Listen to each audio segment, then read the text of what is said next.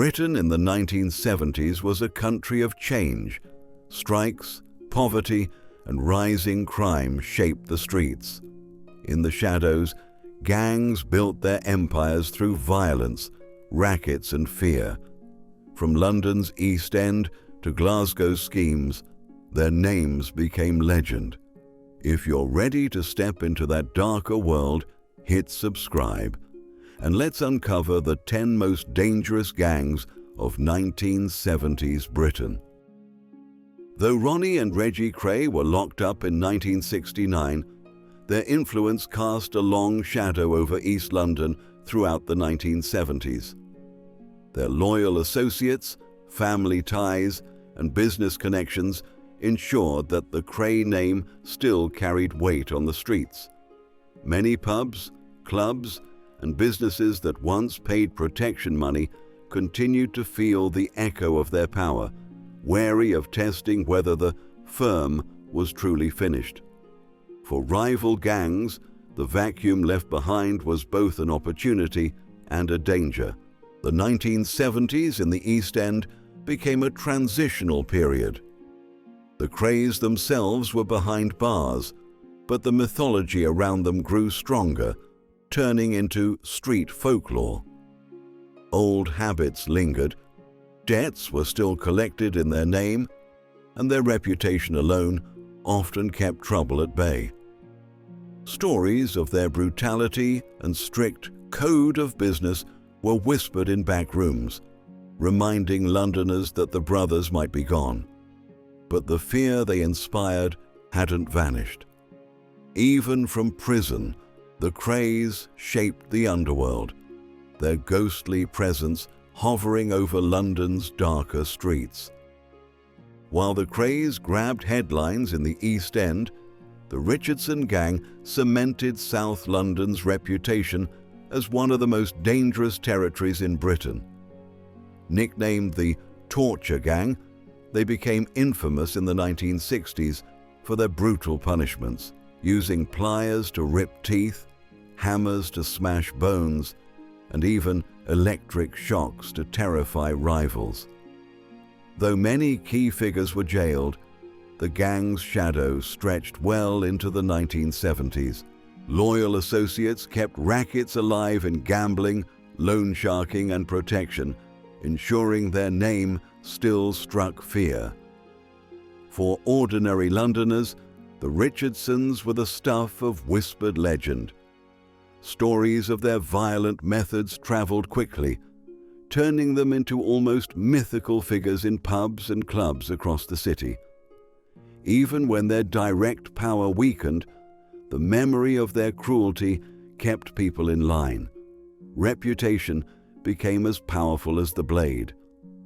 South London in the 70s still felt their presence, a reminder that the underworld wasn't just about profit, but about instilling sheer terror.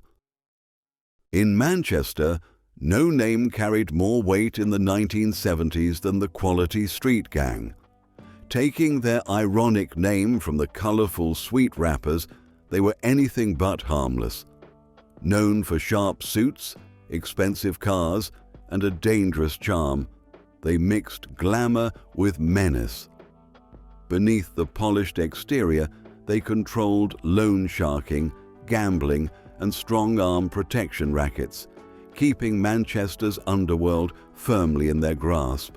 Their power was reinforced not just by violence, but by the loyalty and fear they inspired.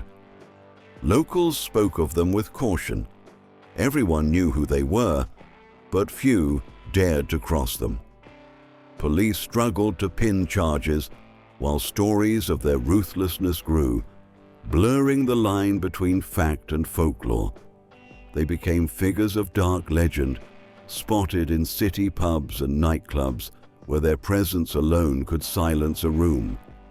The Quality Street Gang symbolized a city caught between glamour and brutality, leaving behind a reputation that still lingers in Manchester's collective memory.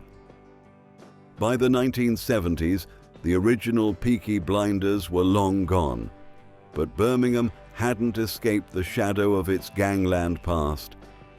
New groups, sometimes referred to as the Descendants, kept the city's violent reputation alive. They didn't wear razor blades in their caps like their infamous predecessors, but their methods were no less ruthless. Protection rackets, street brawls, and armed robberies defined their presence as they fought to control pubs, markets, and working-class neighborhoods. For ordinary Brummies, these gangs weren't romanticized legends. They were a daily threat.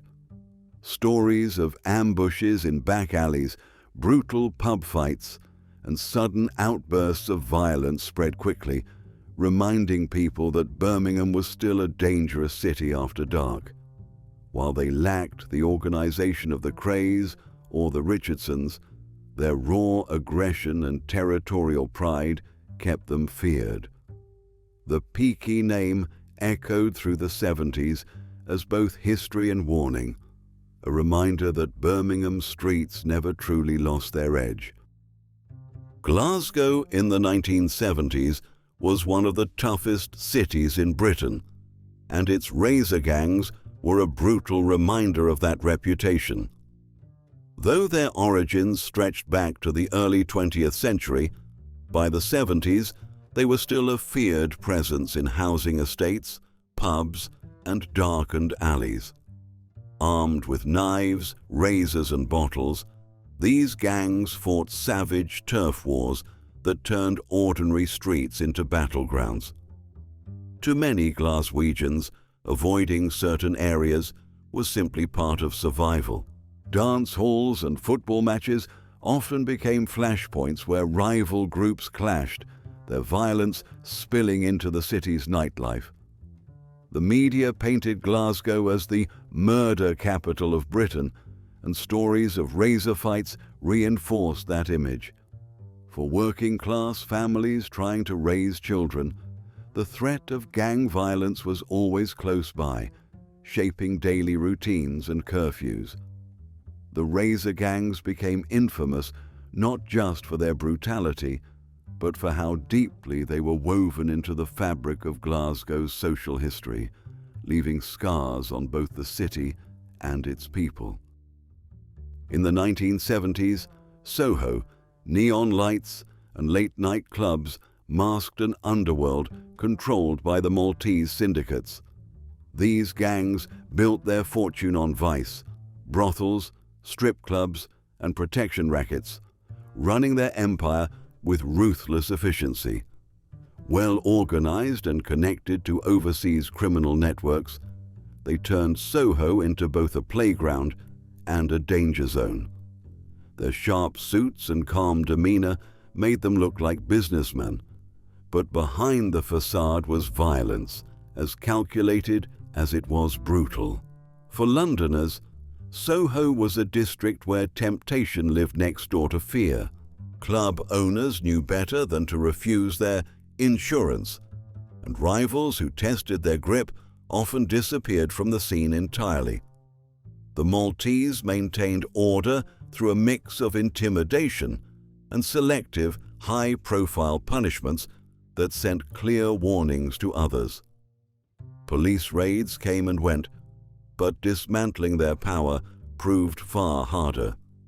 By the late 70s, their influence had helped shape Soho's reputation as the dark, beating heart of London nightlife, glamorous on the surface, ruthless underneath. By the late 1970s, Britain was beginning to feel the first tremors of what would later become the feared Yardie presence. Small groups of Jamaican immigrants, many arriving during the Windrush era, began carving out space in London's inner-city neighborhoods. At first, their operations were small: street-level dealing, protection, and club security. But they brought with them a reputation for uncompromising violence that set them apart from local crews. Even in their early days, the Yardies earned a name for carrying firearms, something rare in Britain at the time. For many Londoners, their arrival marked a shift in the criminal landscape. Turf clashes in clubs and estates hinted at the storm that was to come in the 1980s and 90s, when Yardie gangs would rise to dominate parts of the drug trade. But even in the 70s, their presence could be felt in whispers, talk of shootings, sudden outbreaks of violence, and a new style of gangsterism. They were still a shadow on the edge of the underworld, but one that promised to grow darker and far more dangerous in the decades ahead. In the 1970s Scotland, youth violence often took the form of the notorious Tartan gangs. Named after the distinctive checked scarves they wore, these groups of teenagers and young men terrorized city streets, especially in Glasgow and Edinburgh. What began as loosely organized crews of local lads quickly grew into disciplined mobs with reputations for intimidation, muggings, and violent clashes. Their style was brash and unmistakable: football scarves, tartan patterns, and a readiness to fight anyone who dared cross their path. For communities, the tartan gangs became an everyday menace. They patrolled housing schemes, clashed with rival crews, and often spilled into riots after football matches or concerts. Many young Scots of the era remember being chased or threatened simply for being in the wrong place at the wrong time. Police struggled to keep them under control, as the gangs' numbers and unpredictability made them difficult to pin down. By the late 70s, they had left an indelible mark on Scottish urban life, feared by parents, hated by teachers, and remembered as the raw, violent face of youth culture gone astray. The 1970s marked the rise of organized football hooliganism in Britain, when violence shifted from spontaneous brawls to structured firms attached to major clubs.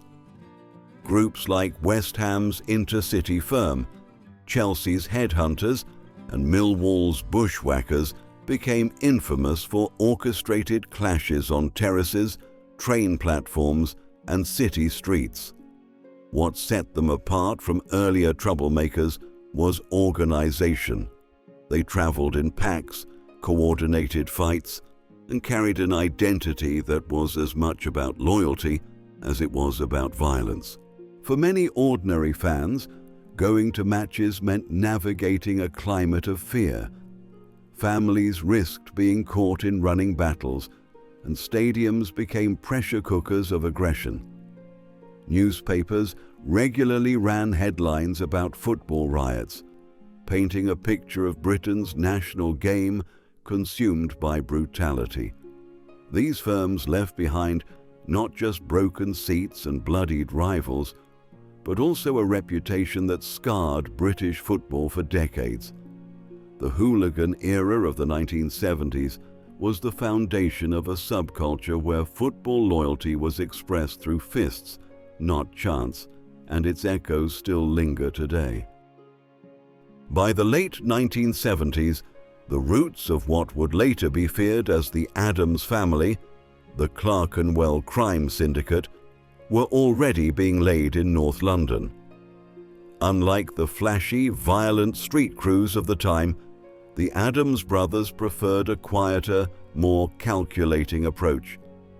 They built networks in gambling, loan sharking, and robbery, establishing themselves as clever organizers rather than reckless brawlers. Their ability to stay under the radar allowed them to grow while other gangs were collapsing under police pressure or internal feuds.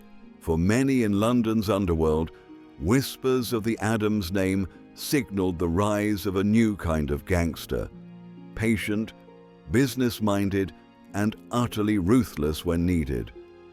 Unlike the Krays or the Richardsons, they weren't interested in headlines.